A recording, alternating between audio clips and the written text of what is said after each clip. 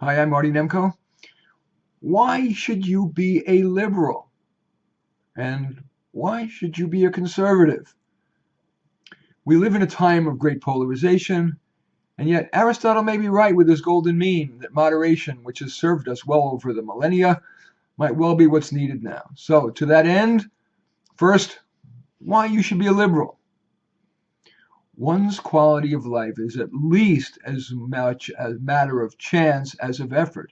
If a kid is born to two world-class psychologists in Beverly Hills, that kid's life is pretty much preordained to be much more felicitous than if the kid was born to an unemployed, psychotic, single heroin addict in rural Mississippi. Is it not justice that much wealth be redistributed to that latter kid? Yeah, it means that taxpayer spending on what conservatives disdain will grow. Housing subsidies, food aid, transportation free passes, free health care. And while we don't have single payer, in the end, really poor folks do get free health care in disjointed, but they get it. How much money is spent on reallocated education dollars? Is that not justified in light of what I just said? And yes, cash. Is that not only humane, but in the larger scheme of things, just?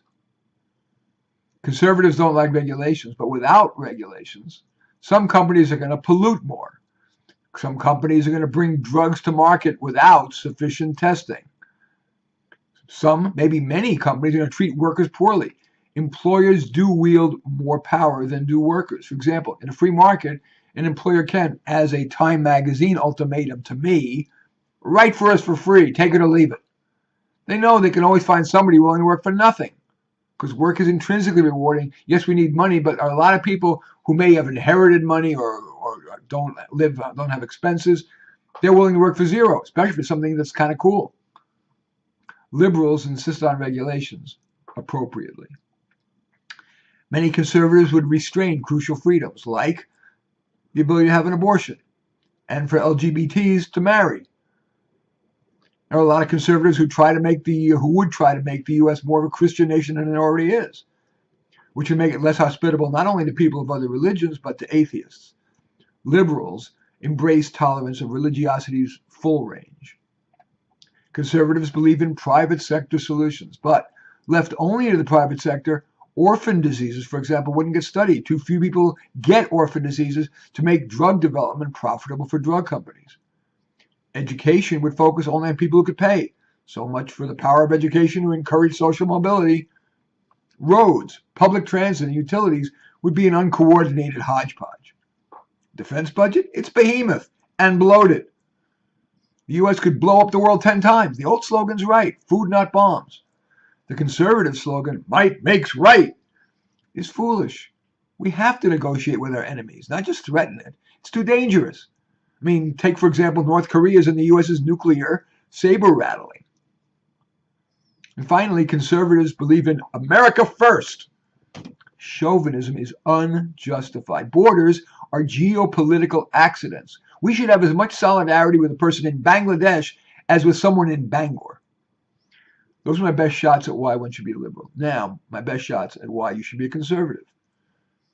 Distributing resources equally, let alone giving more to society's have-nots, results in a lowest common denominator nation.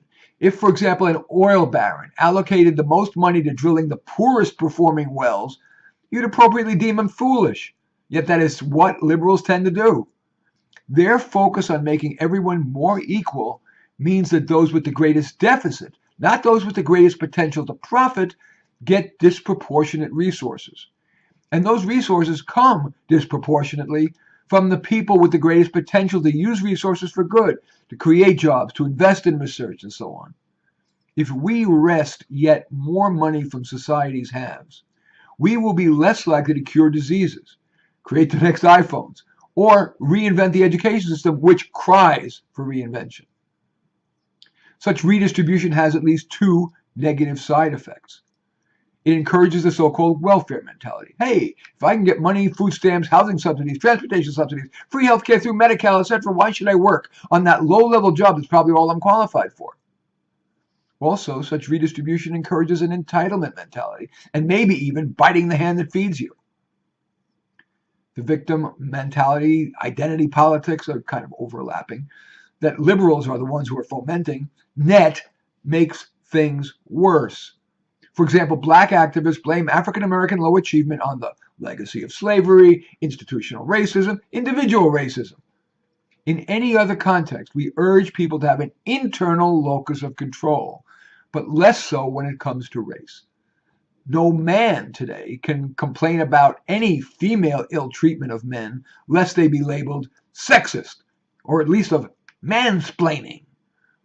Dare someone want to severely restrict illegal immigration? Many liberal activists call him or her racist. Should a country not have the right to try to ensure that people who come to the country are not lawbreakers and are likely to find employment that doesn't displace existing citizens, doesn't lower their salaries, doesn't impose undue costs of welfare programs on the citizenry?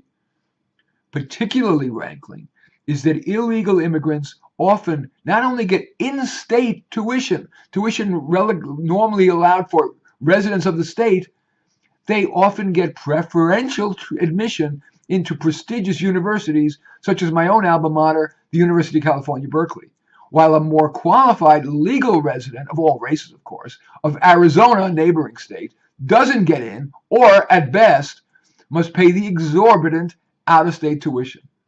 What kind of message does that send to the public about the value of being law-abiding? Conservative values of following the law, of individual initiative, of work ethic, of right and wrong should be treasured, not dismissed as atavistic and simplistic. So that was my best shot at trying to make the best case for why you should be conservative. What's the takeaway? I think I've tried to demonstrate that solid arguments can be made for being both a liberal or a conservative, but no solid argument can be made for today's widespread, foaming-mouthed dismissiveness of people who hold a different viewpoint. I'm Marty Nemko. Thanks for watching me try to present two different viewpoints.